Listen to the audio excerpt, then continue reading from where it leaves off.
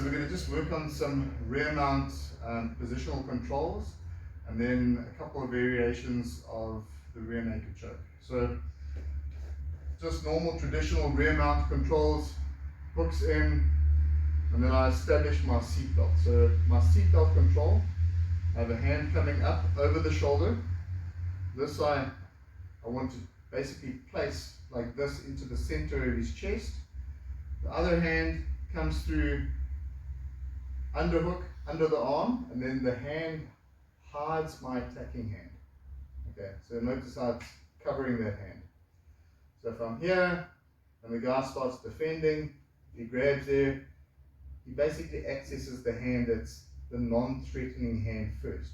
So if he pulls it, I then can let him take it. I'll just slide my hand through my attacking hand to the shoulder, and what I'll do is cinch it up and make it tighter. I'll just walk my fingers through and I get it nice and tight. Okay, to lock this seatbelt into position here, to give you better control, is that once you've got the seatbelt, you want to pull your elbows back, almost like you're trying to pull your elbows back to your side. Okay, that fastens my sternum with my opponent's back. So if they start moving around, so Grant just move a bit, I stay connected to my opponent.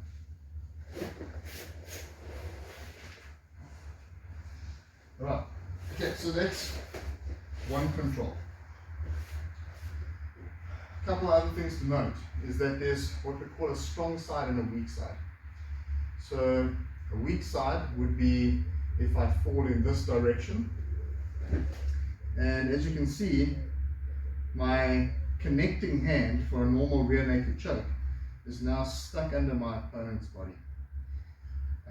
So if I get here and I can maybe control that hand, so control the fingers, I punch this through, I can do a one-armed choke, okay, where I latch onto the shoulder, and then I'm basically pulling back with my back and my shoulder. I pull that back and it levers into his throat. Another point to note is that when we fall to this weak side, is I always want to tuck my head underneath my opponent's head. It basically stops his escape to the rear mount, where they try and flatten their shoulders back down. So if I do this and Grant starts trying to flatten out, it's much harder for him to do that. Okay. Other thing I can do is I can hook my foot into this leg, and if I lift this up, this leg becomes a lever to his hip, keeping his hip orientated this way. So if he tries to flatten out now, much harder for him. Okay, so those are a couple of controls there. Again, what I can do, and I'm just going to show the rear naked choke from this position, is one of them is if we start here and we're fighting, bang, I catch this hand, so same side control. Even if he's defending here, that won't stop me. What I'll do is I'll just walk all the way to there, and then I'm basically going to pull and there's the tap. So I'm basically pulling my shoulders back. So if we look at it from this angle, this is the hand connecting the shoulder, this is the hand controlling the arm, and I'm doing this. Okay, I'm extending my chest and I'm pulling my elbows back. So this being anchored on the shoulder, what happens is this space now gets collapsed as I pull back.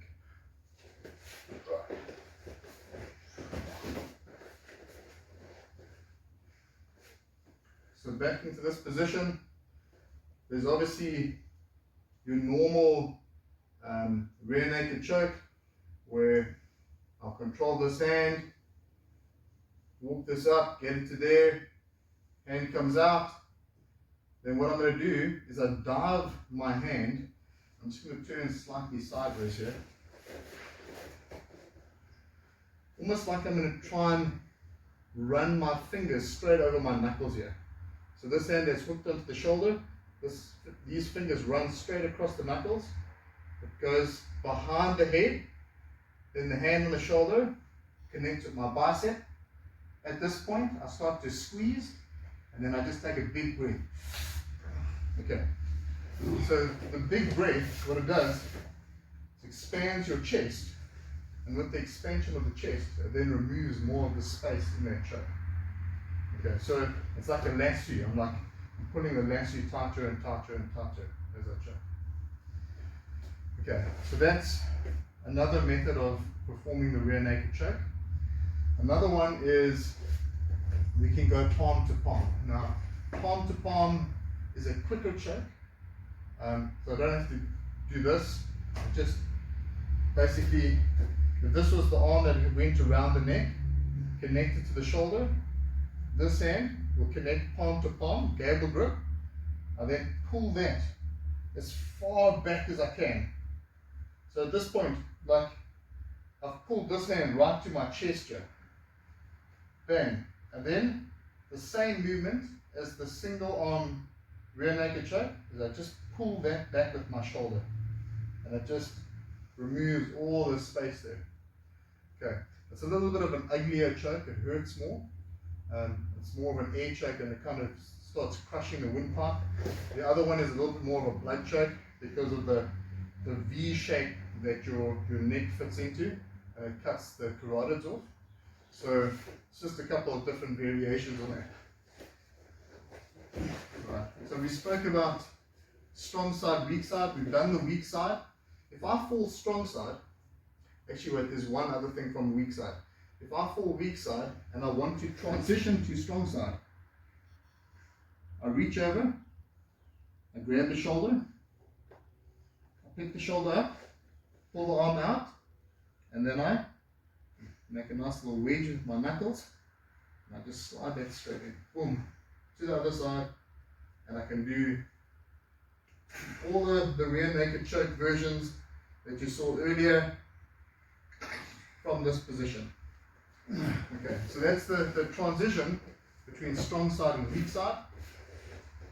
So obviously, if we fell this way, which would be strong side, all those things are available. So hand control, walk up the hand, hook it onto the shoulder, pull it out, normal rear naked choke, palm to palm, or I can stay in this position and I can do the one armed rear naked. Okay, so probably one last detail is if we fall to weak side, there's actually a way that I can move back to strong side without doing the transition that I showed you. So say for example, we fall and we go weak side, but I'm more like this. Okay. What I do is I take this foot, I stamp it onto the hip, and then I'm just going to bridge hard in this direction. So I go boom, and I just use him over to the opposite side, and we're back on strong side, and all the strong side chokes and attacks from there. So if you look at back control, those are the primary things to consider. And you look at the rear naked choke, and in terms of just a couple of different variations that you can actually use.